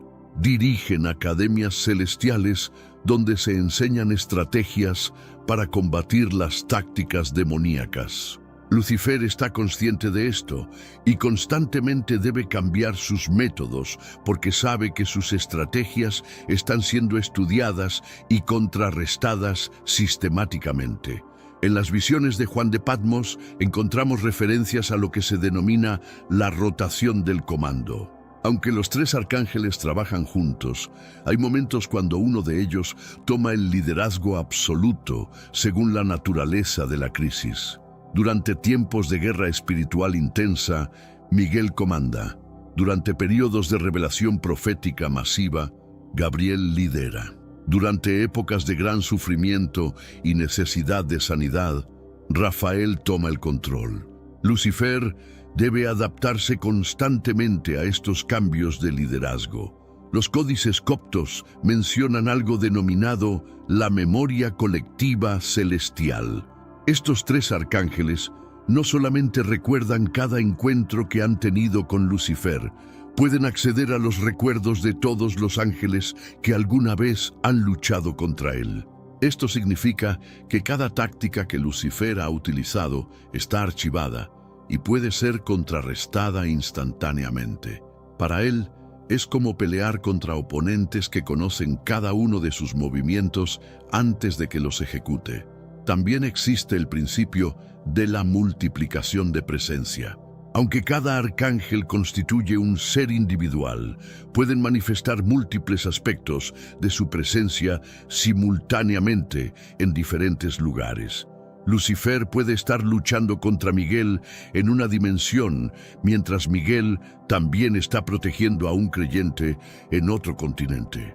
Esta capacidad de omnipresencia limitada hace imposible que Lucifer prediga o evite sus intervenciones. Los textos armenios hablan de la red de comunicación celestial. Gabriel mantiene canales de comunicación instantánea entre todos los ángeles leales. Esto significa que cualquier información sobre los movimientos de Lucifer se comparte inmediatamente con toda la hueste celestial. Para él, Es como intentar operar en territorio enemigo donde cada habitante constituye un espía que reporta sus movimientos. Los pergaminos secretos revelan la existencia de lo que se conoce como los tribunales dimensionales. Cuando surgen disputas entre el reino de la luz y las tinieblas sobre el destino de almas individuales, estos casos se presentan ante tribunales espirituales presididos por estos tres arcángeles. Miguel actúa como fiscal, presentando evidencias de la protección divina. Gabriel sirve como proclamador de la verdad, citando las promesas y decretos divinos. Rafael funciona como abogado defensor, intercediendo por la misericordia y oportunidades de restauración. Lucifer ha intentado corromper estos procesos legales celestiales, presentando falsas evidencias, testimonios distorsionados y argumentos engañosos. Pero los tres arcángeles poseen algo que él perdió en su caída: acceso directo a la verdad absoluta. No pueden ser engañados porque ven la realidad desde la perspectiva divina, donde toda mentira se expone instantáneamente. Los manuscritos etiópicos describen un fenómeno denominado la convergencia tríada. En momentos de crisis cósmica extrema, cuando el equilibrio entre el bien y el mal está amenazado, estos tres arcángeles pueden fusionar temporalmente sus esencias en una manifestación unificada de poder divino. Esta entidad combinada posee autoridad para reescribir las leyes espirituales temporalmente, cerrar portales dimensionales y anular pactos infernales que parecían inquebrantables. Para Lucifer, enfrentarse a esta convergencia tríada equivale a confrontar directamente un fragmento de la autoridad divina manifestada. Los textos describen que durante estos eventos su poder se reduce dramáticamente, como si la misma realidad conspirara en su contra. Los códices bizantinos revelan la existencia de las cámaras de estrategia celestial, espacios dimensionales donde los tres arcángeles planifican sus movimientos contra las fuerzas de las tinieblas. Estas reuniones ocurren fuera del tiempo lineal, permitiéndoles coordinar acciones que se extienden por milenios. Lucifer ha intentado infiltrar estas cámaras usando espías angélicos caídos, pero la pureza requerida para acceder a estos espacios hace imposible que cualquier ser corrompido penetre en ellos. Los pergaminos persas mencionan el protocolo de las 7 llaves. Cada arcángel posee llaves espirituales que pueden abrir o cerrar diferentes aspectos de la realidad. Miguel controla las llaves de la guerra y la protección. Gabriel maneja las de la comunicación y la revelación. Rafael administra las de la sanidad y la restauración. Cuando los tres coordinan el uso de estas llaves simultáneamente, pueden alterar el curso de civilizaciones enteras, algo que ha frustrado los planes milenarios de Lucifer en múltiples ocasiones. Los textos coptos tardíos describen un fenómeno conocido como la resonancia trinitaria. Estos tres arcángeles vibran en frecuencias espirituales que reflejan aspectos de la naturaleza trina de Dios. Miguel resuena con la justicia del Padre, Gabriel con la palabra del Hijo, Rafael con la compasión del Espíritu Santo. Esta resonancia crea campos de energía divina que Lucifer no puede atravesar sin experimentar dolor extremo, limitando severamente sus movimientos en el reino espiritual. Los manuscritos irlandeses hablan de los centinelas temporales, una función especial que rotan entre los tres arcángeles.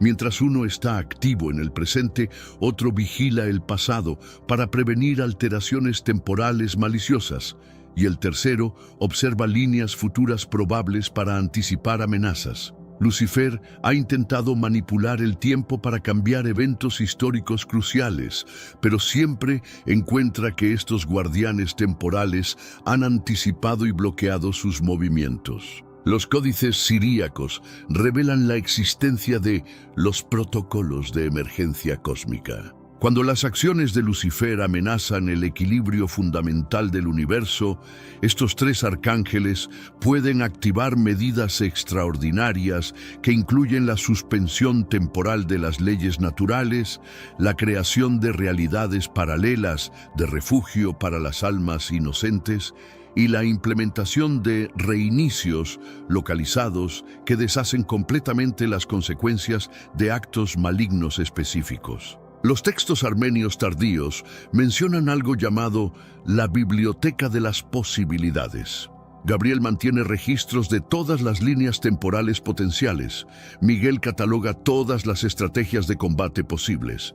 Y Rafael archiva todos los métodos de sanidad y restauración conocidos. Esta biblioteca existe fuera del espacio-tiempo y contiene respuestas para cualquier situación que Lucifer pueda crear. Es como si estos arcángeles tuvieran acceso a un manual de instrucciones que cubre cada escenario posible. Los pergaminos etíopes describen el principio de la restauración automática. Cuando Lucifer logra causar daño significativo en el reino espiritual o físico, estos tres arcángeles pueden activar procesos de reparación que no solo restauran lo dañado, sino que lo fortalecen contra futuros ataques similares. Esto significa que cada victoria temporal de Lucifer resulta en sistemas de defensa más robustos, convirtiendo sus propios ataques en herramientas para el fortalecimiento del bien. Los manuscritos bizantinos tardíos revelan la existencia de los códigos de activación divina. En situaciones donde la humanidad enfrenta extinción espiritual o física, estos arcángeles pueden activar protocolos que despiertan capacidades latentes en los seres humanos. Miguel puede activar el coraje sobrenatural. Gabriel puede despertar la profecía en masa. Rafael puede desencadenar sanidades milagrosas globales. Lucifer ha aprendido a temer estos eventos porque transforman a víctimas ordinarias en adversarios formidables. Los códices más antiguos hablan de la promesa del retorno. Existe una profecía que declara que cuando llegue el momento final, estos tres arcángeles serán los encargados de escolta para el retorno glorioso de Cristo. En ese momento, su autoridad combinada será tan absoluta que Lucifer y todas las fuerzas de las tinieblas serán encadenadas instantáneamente. Para él, saber que su derrota final vendrá por las mismas manos que lo han frustrado durante milenios representa la ironía más amarga de su existencia rebelde. Los códices gnósticos mencionan el fenómeno de la inversión de la maldición. Cuando Lucifer pronuncia maldiciones o decretos malignos contra individuos o naciones, estos tres arcángeles poseen la autoridad para no solo anular dichas maldiciones, sino transformarlas en bendiciones equivalentes. Cada palabra de destrucción que sale de su boca puede ser reconfigurada por ellos para producir el efecto opuesto. Esta capacidad ha resultado en que muchos de los ataques más viciosos de Lucifer se conviertan inadvertidamente en las mayores bendiciones para sus víctimas pretendidas.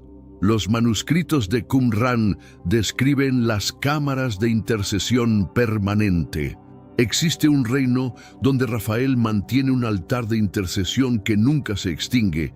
Gabriel proclama continuamente las promesas divinas, y Miguel presenta las oraciones de los fieles ante el trono celestial. Este flujo constante de intercesión crea una corriente espiritual tan poderosa que desvía automáticamente los ataques de Lucifer, redirigiéndolos hacia el vacío dimensional donde se disipan sin causar daño. Los textos caldeos revelan la existencia de los protocolos de neutralización instantánea. Cuando Lucifer intenta poseer o influenciar directamente a un ser humano bajo protección divina, estos arcángeles pueden activar campos de purificación que no solo expulsan su presencia, sino que purifican completamente el aura espiritual de la víctima, haciéndola temporalmente inmune a futuros ataques similares. Este proceso es tan doloroso para Lucifer que ha aprendido a evitar ciertos individuos completamente, Los pergaminos coptos tardíos hablan de la red de monitoreo omnipresente. Gabriel mantiene una red de comunicación que se extiende a través de todas las dimensiones, permitiendo que cualquier actividad de Lucifer sea detectada instantáneamente sin importar en qué plano de existencia ocurra. Esta red incluye no solo a otros ángeles, sino también a las almas de los santos, a las fuerzas de la naturaleza e incluso a aspectos de la realidad misma que actúan como sensores espirituales. Los códices etíopes avanzados describen el principio de la multiplicación del bien. Por cada acto malvado que Lucifer logra consumar, estos tres arcángeles pueden catalizar múltiples actos de bondad que superan exponencialmente el daño causado. Si él causa una división familiar, ellos pueden inspirar cientos de reconciliaciones. Si provoca una guerra, pueden desencadenar movimientos de paz que se extienden por generaciones. Esta ley espiritual significa que sus victorias siempre resultan en derrotas netas. Los manuscritos siríacos tardíos revelan la existencia de las fortalezas dimensionales móviles. Miguel puede crear estructuras espirituales impenetrables que se mueven a través de las dimensiones, proporcionando refugio instantáneo para almas perseguidas por fuerzas demoníacas. Estas fortalezas son invisibles para Lucifer hasta que es demasiado tarde para interceptarlas y pueden transportar a sus ocupantes a través del tiempo y el espacio hacia lugares de seguridad absoluta. Los textos persas esotéricos mencionan el archivo de las intenciones ocultas. Rafael mantiene registros detallados no solo de las acciones de Lucifer, sino de sus intenciones más profundas, sus miedos secretos y sus estrategias futuras. Este conocimiento permite que los tres arcángeles contraataquen no contra lo que él está haciendo, sino contra lo que planea hacer, frustrando sus esquemas antes de que siquiera los implemente completamente. Los códices armenios místicos describen el fenómeno de la purificación por presencia. La mera proximidad de estos tres arcángeles a áreas contaminadas por actividad demoníaca causa purificación automática del ambiente espiritual. Lucifer ha descubierto que lugares donde antes podía operar libremente se vuelven inhabitables para él después de que cualquiera de estos arcángeles los haya visitado, creando zonas de exclusión permanente que limitan continuamente su territorio de influencia. Los pergaminos bizantinos esotéricos revelan el protocolo de la restauración retroactiva. En casos extremos, estos arcángeles pueden revertir completamente los efectos de acciones malévolas, no solo sanando el daño presente, sino deshaciendo las consecuencias históricas de eventos traumáticos.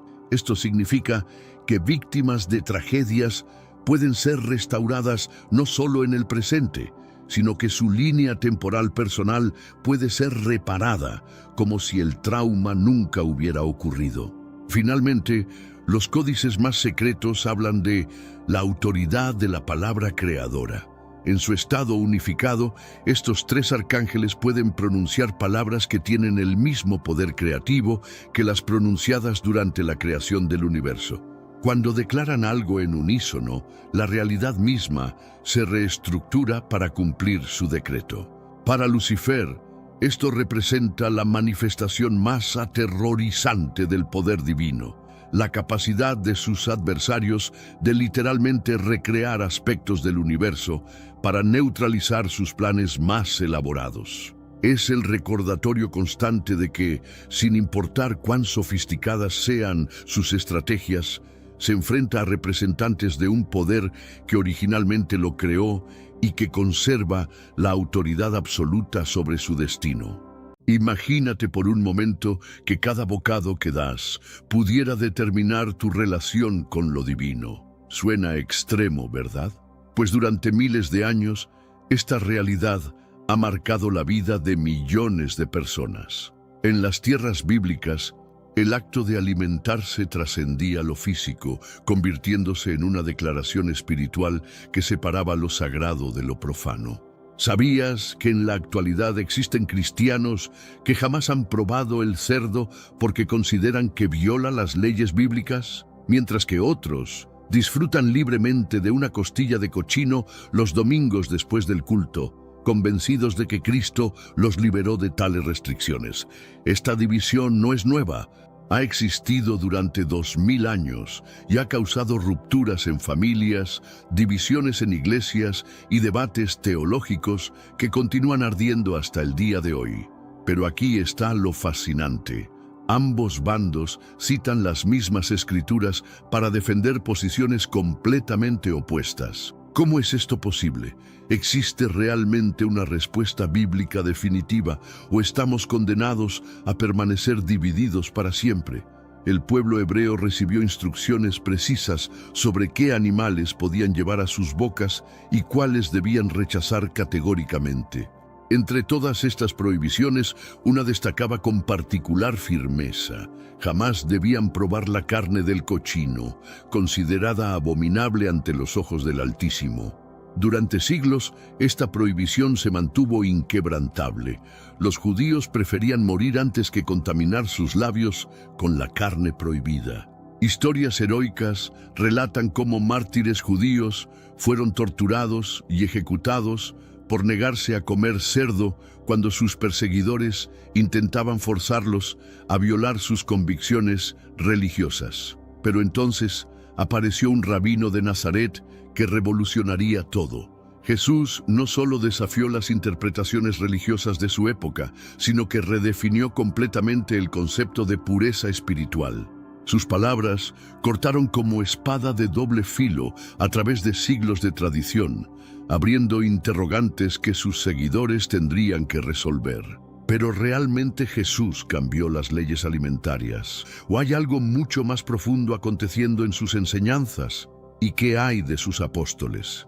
¿Continuaron observando las restricciones dietéticas después de la resurrección o adoptaron una libertad total? Los apóstoles se enfrentaron a un dilema monumental. ¿Cómo aplicar las enseñanzas del Maestro en un mundo donde judíos y gentiles se encontraban por primera vez bajo una misma fe? ¿Qué significaba realmente la libertad en Cristo cuando se trataba de los alimentos que consumían? Esta controversia generó debates que aún hoy dividen congregaciones enteras.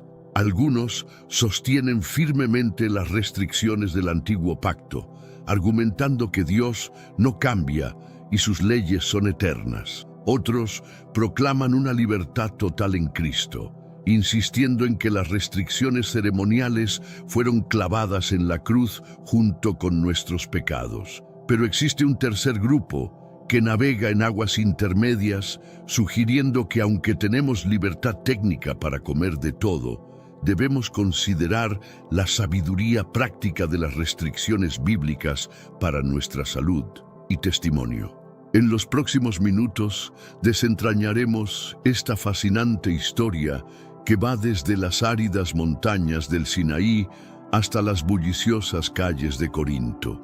Exploraremos visiones místicas, confrontaciones teológicas y revelaciones que cambiaron el curso de la historia cristiana. Analizaremos cada texto controversial, examinaremos el contexto histórico y desenterraremos verdades que han sido mal interpretadas durante siglos. Al final, tendrás las herramientas necesarias para formar tu propia convicción bíblica sobre este tema que ha generado tanta controversia. No te diremos qué pensar, pero te equiparemos con el conocimiento para discernir la verdad por ti mismo. Prepárate porque lo que descubrirás podría desafiar todo lo que creías saber sobre la fe, la libertad y la obediencia. Algunos de estos hallazgos podrían incomodarte, otros podrían liberarte, pero todos te acercarán más a la verdad bíblica. Comenzamos nuestra travesía en las montañas humeantes del Sinaí. Retrocedamos en el tiempo hasta un momento épico en la historia humana. Una multitud inmensa acaba de escapar de la esclavitud egipcia y se encuentra al pie de una montaña humeante. Allí, entre truenos y relámpagos, el creador del universo está a punto de revelar un código de vida que definirá la identidad de una nación entera. Pero antes de sumergirnos en estas leyes alimentarias, necesitamos entender el contexto. Los israelitas acababan de salir de Egipto, una civilización que adoraba a animales como dioses. Los egipcios veneraban toros, gatos, cocodrilos y sí, también cerdos en ciertas regiones. Imagínate la confusión mental. ¿Cómo distinguir entre lo que es alimento y lo que es deidad? Dios estaba creando una nueva identidad nacional, una cultura completamente diferente a todo lo que existía en el mundo antiguo.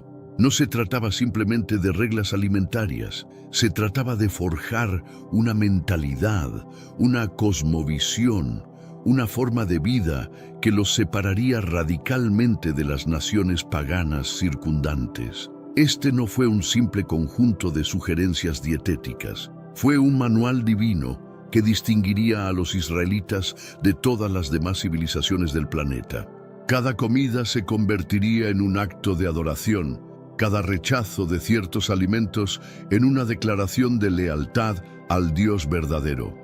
En este mundo actual, vemos cada vez más personas yendo en contra de los principios tradicionales y parece que lo inmoral está cada vez más presente. Es común sentirse desorientado y sin rumbo. Sin embargo, aún existe un camino para recuperar la verdadera esencia y restablecer los principios éticos en nuestra rutina diaria. Si te sientes perdido en medio de la confusión y deseas más claridad, tenemos algo especial para ti, un recurso creado especialmente para ayudarte a comprender el significado de estos desafíos actuales y enfrentarlos con sabiduría y valentía. Este es el verdadero valor de Caminos de la Revelación, descifrando la Biblia por completo, un camino hacia la claridad y la serenidad a través de sus enseñanzas. Lo mejor de todo es que está disponible ahora, como un regalo, en el primer comentario fijado. No pierdas esta oportunidad de transformar tu vida y descubrir el propósito genuino de estos desafíos. Ahora volvamos al tema principal del vídeo. Los textos sagrados son cristalinos en su mandato. En cuanto al cochino, aunque posea pezuñas partidas, no mastica el bolo alimenticio. Por tanto, es detestable para vosotros. Jamás gustéis su carne ni toquéis sus restos mortales. Son abominación para vuestro pueblo. Pero aquí surge la primera pregunta fascinante. ¿Por qué específicamente estos criterios? ¿Por qué rumiar y tener pezuñas divididas? Algunos eruditos sugieren que estos requisitos apuntaban hacia características espirituales más profundas. Rumiar simboliza meditar, reflexionar, masticar la palabra de Dios repetidamente. Las pezuñas divididas representan caminar con pasos firmes, pero dividiendo correctamente entre lo sagrado y lo profano. Los animales puros, por tanto, se convertían en símbolos vivientes del carácter que Dios deseaba desarrollar en su pueblo. ¿Por qué esta prohibición tan específica contra los cerdos? Los animales aptos para el consumo debían cumplir dos requisitos inquebrantables: rumiar su alimento y poseer pezuñas divididas. Las vacas, ovejas y cabras cumplían perfectamente estos criterios, pero los cerdos, aunque tenían las pezuñas correctas, fallaban en el proceso de rumia. Sin embargo, esta clasificación iba mucho más allá de una simple categorización zoológica. Se trataba de un sistema completo conocido como kashrut, que establecía fronteras sagradas entre lo permitido y lo prohibido, entre lo puro y lo contaminado. Pero la lista de animales prohibidos era extensa y fascinante. Además de los cerdos, se prohibían liebres, que aparentan rumiar pero no tienen pezuñas divididas, mariscos sin aletas ni escamas, langostas, cangrejos, ostras, aves rapaces y carroñeras, águilas, buitres, halcones e incluso insectos, excepto ciertos tipos de langostas. Pero antes, comparte este video con alguien a quien aprecias. Nuestra misión más grande en la tierra es difundir la palabra del Señor. ¿Sabías que muchas personas carecen de conocimientos por falta de contenido adecuado? Envíalo a ese grupo de WhatsApp o públicalo en Facebook. Estoy seguro de que no te arrepentirás. Y si te gustan videos como este, comenta abajo "quiero más". Así sabré si realmente lo disfrutas y definitivamente traeré contenido nuevo similar. Cada prohibición tenía su lógica. Los carroñeros se alimentaban de muerte y descomposición. Los depredadores vivían derramando sangre. Los mariscos sin escamas frecuentemente eran filtradores que acumulaban toxinas del agua. Pero recordemos, aunque hubiera beneficios prácticos, el propósito primario era espiritual. Estas regulaciones alimentarias cumplían propósitos múltiples y profundos. En primer lugar, funcionaban como un distintivo de santidad visible. Mientras las naciones paganas se deleitaban con banquetes que incluían toda clase de animales, los hebreos se abstenían conscientemente, demostrando su separación del mundo secular. Imagínate la escena: un comerciante israelita viajando por tierras extranjeras. Cuando le ofrecían comida, su rechazo cortés, pero firme de ciertos platos, inmediatamente lo identificaba como seguidor del Dios de Abraham. No necesitaba usar símbolos religiosos externos. Su dieta proclamaba su fe. La palabra hebrea kadosh encapsula este concepto de manera perfecta. No significa simplemente bueno o moral, sino apartado, diferente, único. Cada vez que un israelita rechazaba un plato de cerdo ofrecido por un vecino cananeo, estaba proclamando silenciosamente: yo pertenezco a un reino diferente. Pero hay una dimensión aún más fascinante en estas prohibiciones. Muchas de las criaturas declaradas inmundas jugaban papeles centrales en los cultos idólatras de las civilizaciones circundantes. Los cochinos eran especialmente valorados en los rituales dedicados a deidades paganas, donde su sangre se derramaba en altares blasfemos y su carne se consumía en ceremonias abominables. En la antigua Mesopotamia, los cerdos se sacrificaban a Tamuz, el dios de la fertilidad. En Grecia eran ofrecidos a Deméter, la diosa de la agricultura. Los cultos mistéricos utilizaban la carne de cerdo en iniciaciones secretas que frecuentemente involucraban prácticas inmorales. Al prohibir estos alimentos, el Altísimo no solo protegía la salud física de su pueblo, sino que los blindaba contra la contaminación espiritual. Era una barrera divina contra la seducción de los falsos dioses que prometían placer a cambio de lealtad. Consideremos también el aspecto psicológico y social. Estas leyes creaban una identidad grupal fuerte. Los israelitas no podían comer casualmente con gentiles, lo que los protegía de la asimilación cultural gradual. Cada comida reforzaba su identidad única y su dependencia de Yahvé. Los eruditos modernos también han identificado beneficios sanitarios evidentes en estas restricciones. Los cerdos, siendo omnívoros y carroñeros, frecuentemente portaban parásitos mortales como la triquinosis. En una era sin refrigeración ni conocimientos médicos avanzados, estas prohibiciones pudieron haber salvado innumerables vidas. La triquinosis, causada por gusanos parasitarios en la carne de cerdo mal cocida, puede causar síntomas devastadores: fiebre alta, dolores musculares intensos, hinchazón facial y, en casos severos, muerte. Sin microscopios ni termómetros para carne, ¿cómo podrían los antiguos israelitas detectar esta amenaza invisible? Similarmente, los mariscos sin escamas frecuentemente acumulan toxinas y bacterias peligrosas.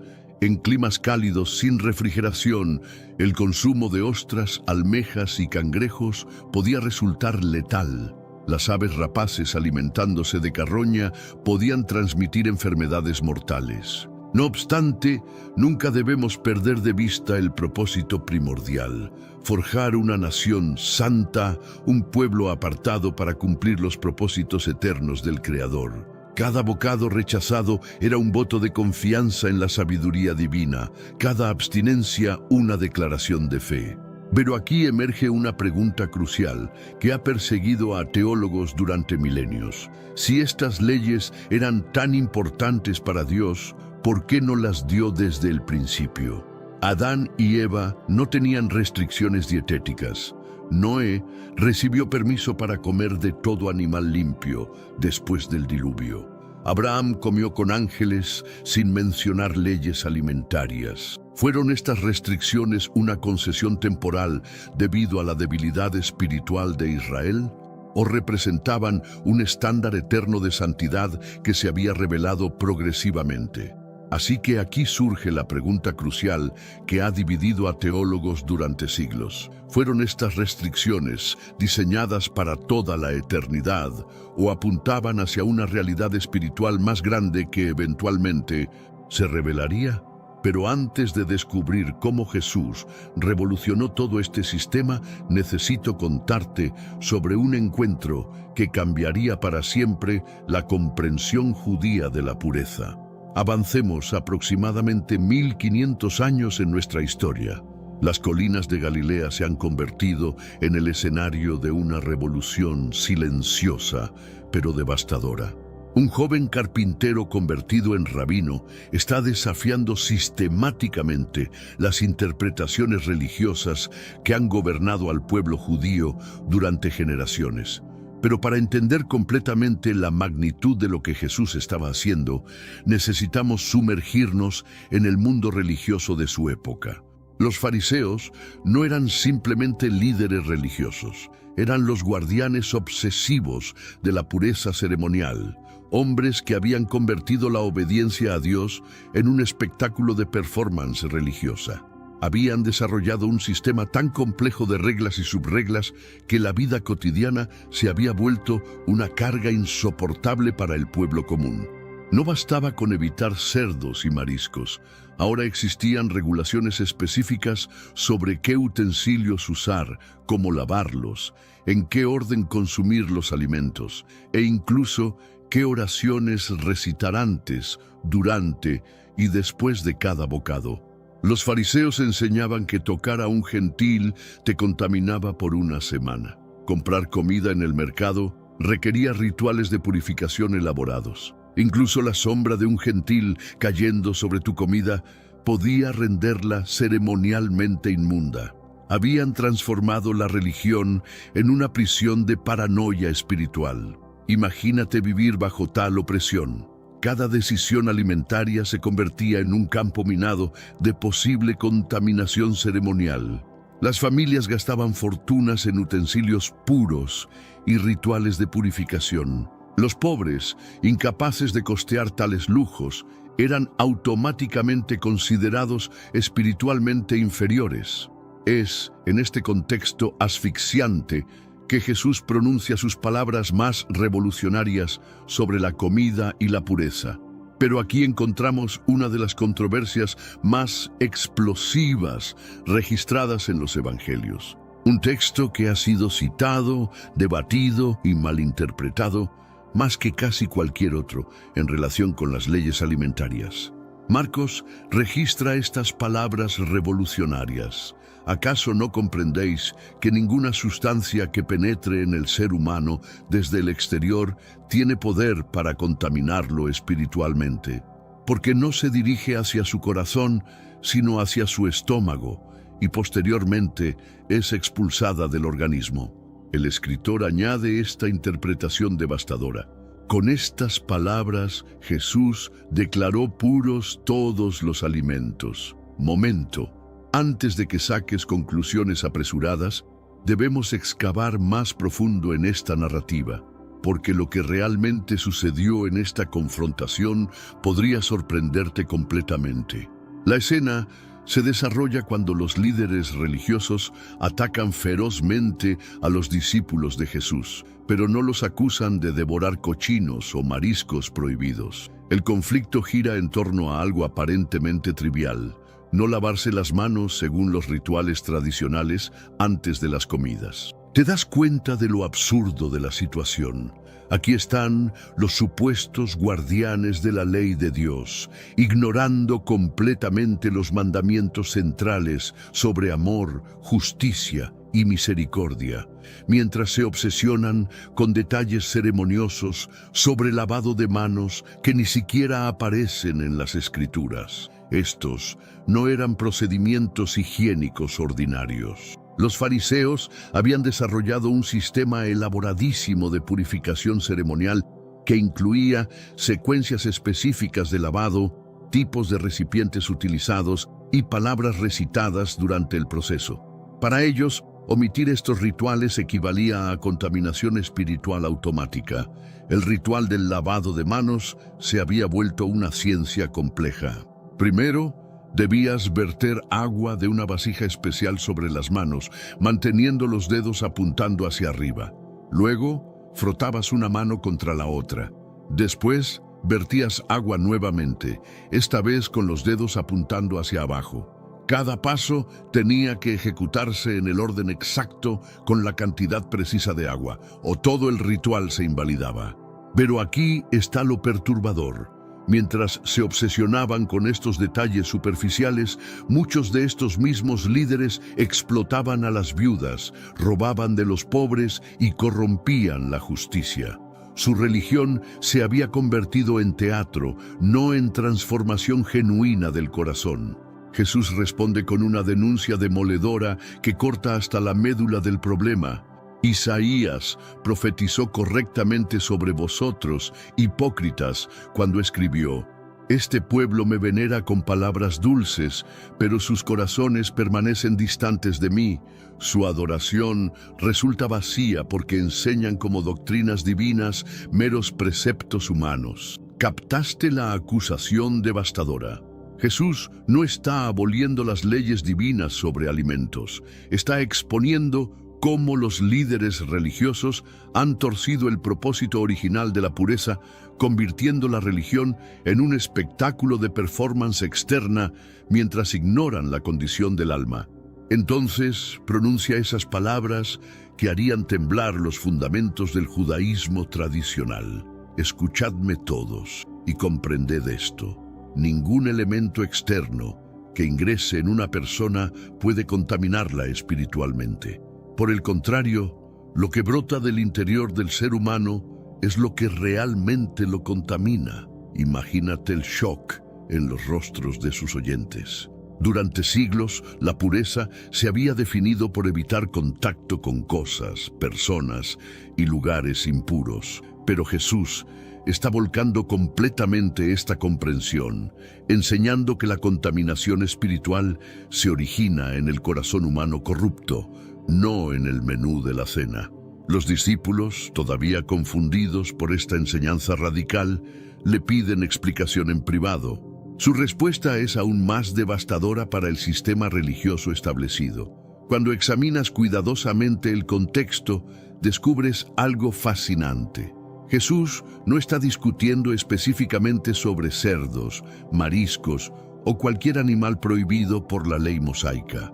Está destrozando la idea de que ceremonias externas pueden alterar tu condición espiritual ante Dios. Para clarificar su punto, Jesús continúa: lo que contamina al ser humano son las cosas que emergen de su interior, desde su corazón corrompido. Pensamientos perversos, inmoralidad sexual, robos, asesinatos, adulterios, avaricia, maldad, engaño, sensualidad, envidia, calumnias, soberbia e insensatez. Todas estas abominaciones brotan desde adentro y contaminan genuinamente a la persona. ¡Qué lista más devastadora! Jesús está diciendo que puedes lavarte las manos con la técnica perfecta, evitar todos los alimentos prohibidos y cumplir cada ritual ceremonial. Pero si tu corazón alberga odio, lujuria, avaricia o engaño, estás espiritualmente contaminado ante Dios. Los fariseos se obsesionaban con las apariencias externas, pero Jesús estaba señalando hacia la raíz del problema humano. Corazones rebeldes que necesitan transformación divina, no simplemente conformidad a reglas externas. Entonces, la pregunta permanece: ¿eliminó Jesús las leyes dietéticas aquí o estaba revelando una realidad espiritual más profunda sobre la naturaleza de la verdadera santidad? Las propias palabras de Jesús responden esta interrogante.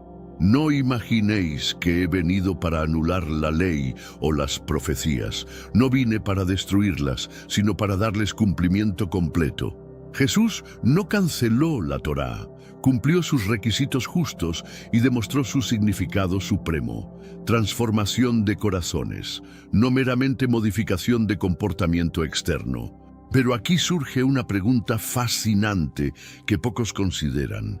Si Jesús realmente abolió las leyes alimentarias en este momento, ¿por qué sus propios discípulos continuaron observándolas durante años después de su resurrección? ¿Por qué Pedro se horrorizó en su visión cuando se le ordenó comer animales inmundos? ¿Por qué el Concilio de Jerusalén tuvo que reunirse para discutir qué reglas aplicaban a los gentiles?